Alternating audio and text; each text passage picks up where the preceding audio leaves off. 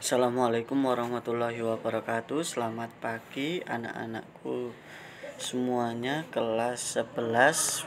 Berjumpa lagi dengan saya Bapak Hasan dalam mata pelajaran AKM.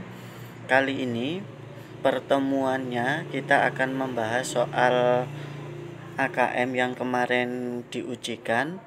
Oleh karena itu kali ini saya akan membahas apakah kalian masih ingat jawaban yang kalian sudah tulis kemarin, yang sudah kalian jawab? Mari kita sama-sama bahas, silahkan disimak. Namun sebelum pembelajaran kita mulai, mari kita berdoa terlebih dahulu agar segala niat baik kita bisa diberi kelancaran dan diberi kemudahan. Jangan lupa minggu depan kita ada tes AKM nasional. Kalian harus belajar semaksimal mungkin karena nanti itu penentuan. Jadi tes AKM itu bukan untuk nilai kalian sendiri, tetapi nilai untuk sekolah kita ya. Nanti soalnya kalau yang tahun dulu itu di-upgrade atau di rata-rata, jadi senjombang. Kita dulu masuk 10 besar, sehingga untuk tahun ini bisa lagi masuk di 10 besar kategori SMK sejombang ataupun senasional. Oke, berdoa mulai.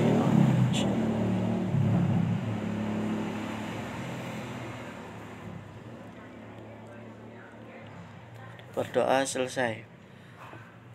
Kali ini level pembelajaran yakni kelas 11 dan kelas 12, di mana saya mengampu pada literasi teks informasi. Ya, kemarin saya lihat soal yang kalian kerjakan banyak yang muncul. Kita klik untuk yang pertama, berkaitan dengan bantu ibu jualan, pemuda ini ciptakan robot unik.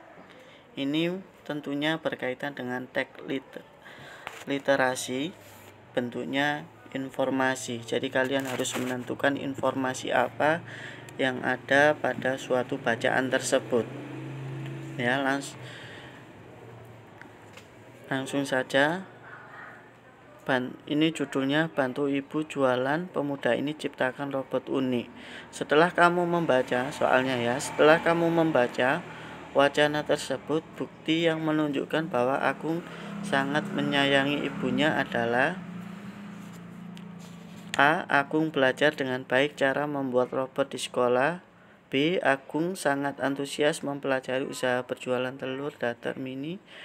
Agung berhasil menaikkan omset penjualan telur dadar mini di lingkungannya. Agung membuat robot untuk memudahkan ibunya bekerja. Agung meminta modal kepada ibunya untuk membuat robot untuk membantu ibunya. Jadi jawaban yang tepat apa? Oke, jawaban yang tepat adalah D. Ya, Agung membuat robot untuk memudahkan ibunya berjualan. Kita kunci jawabannya. Nah, jawabannya D.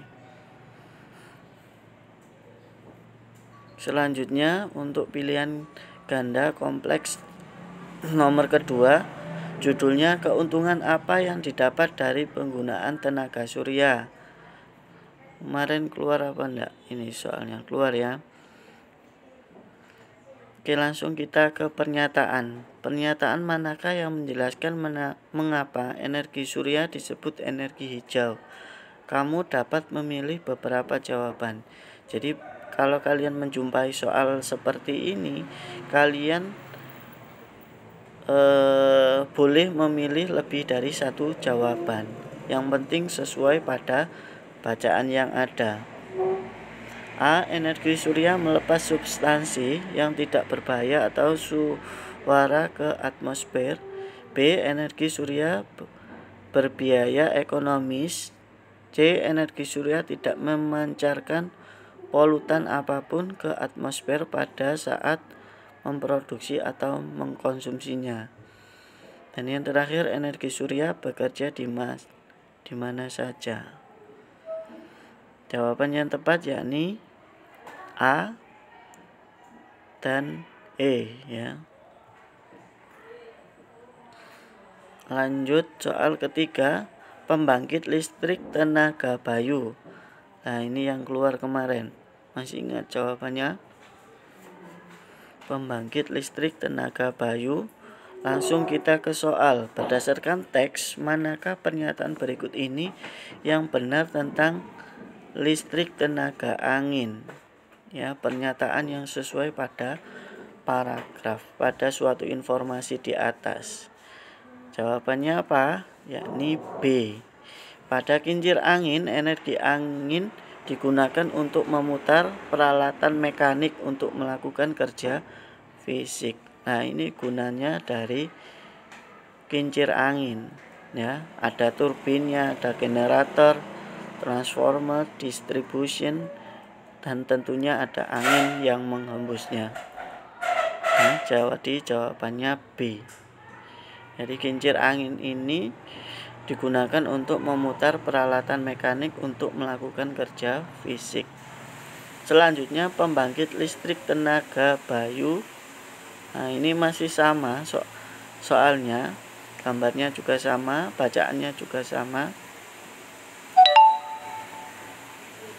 Dari teks tersebut, listrik tenaga angin dimanfaatkan untuk kebutuhan apa saja. Kamu bisa memilih lebih dari satu jawaban ya. Jadi kegunaan kincir angin itu untuk apa? Di situ ada beberapa pilihan, di antaranya menerangi jalan di perdesaan, menggiling padi, memompa air, menyediakan listrik di wilayah terpencil. Jadi yang tepat adalah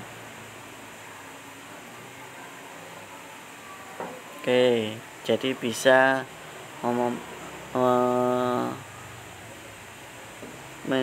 menyediakan listrik di wilayah terpencil, memompa air ya. Lanjut soal kelima, bacaannya masih sama. Langsung kita ke fokus pada soal nomor 5. Dari infografis dan teks terdapat kutipan. Ada tanda petik ya, berarti itu cuplikan pada suatu bacaan yang ada di atas. Pada kincir, energi angin digunakan untuk memutar peralatan mekanik untuk melakukan kerja fisik seperti menggiling butir padi atau memompa air. Apa maksud kalimat tersebut dikaitkan dengan kalimat sebelumnya? A. Untuk menunjukkan kontras atau perbedaan serta contohnya.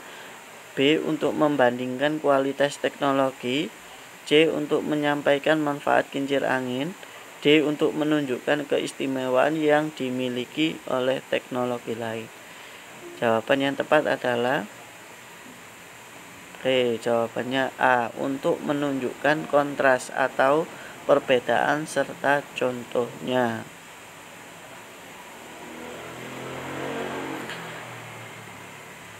Lanjut ya, nomor 6. Teksnya masih sama. Nah, di sini ada soalnya, kalian disuruh untuk menulis ya, maksimal 100 karakter. Soalnya dari infografis, selain angin, apa saja yang dibutuhkan agar listrik tenaga angin bisa disalurkan atau digunakan manusia? Apa saja tadi? Banyak ya. Turbin, generator, dan lain sebagainya. Nah, itu kalian disuruh menulis jawaban.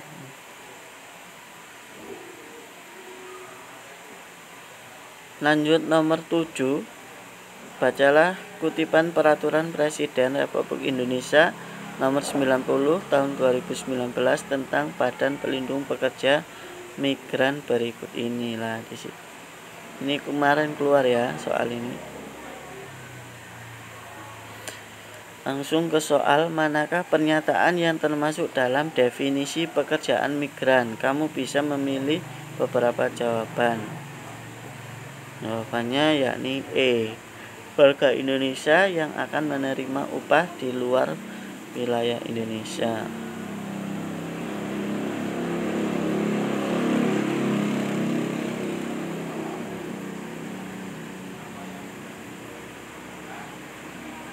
Lanjut nomor 8.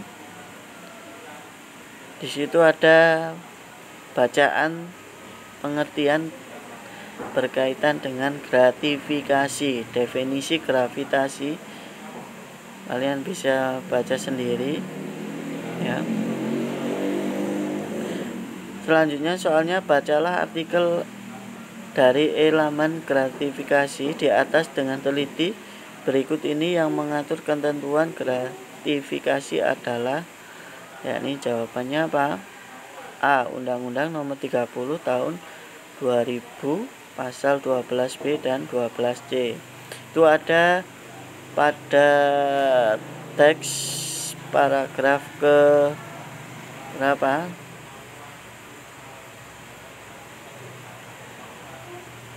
Kedua ya, kalau kalian teliti.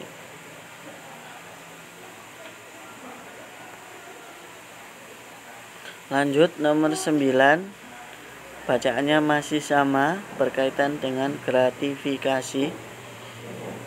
Soalnya, direktorat apakah yang diberikan kewenangan untuk menangani kasus praktek gratifikasi sesuai dengan undang-undang? Jadi direktorat mana? Jawabannya A. Direktorat Khusus KPK Subbagian Gratifikasi Deputi Pencegahan. Soal terakhir, Geronimo pejuang suku Apache. Pejuang Geronimo atau Goyil berarti orang yang menguap.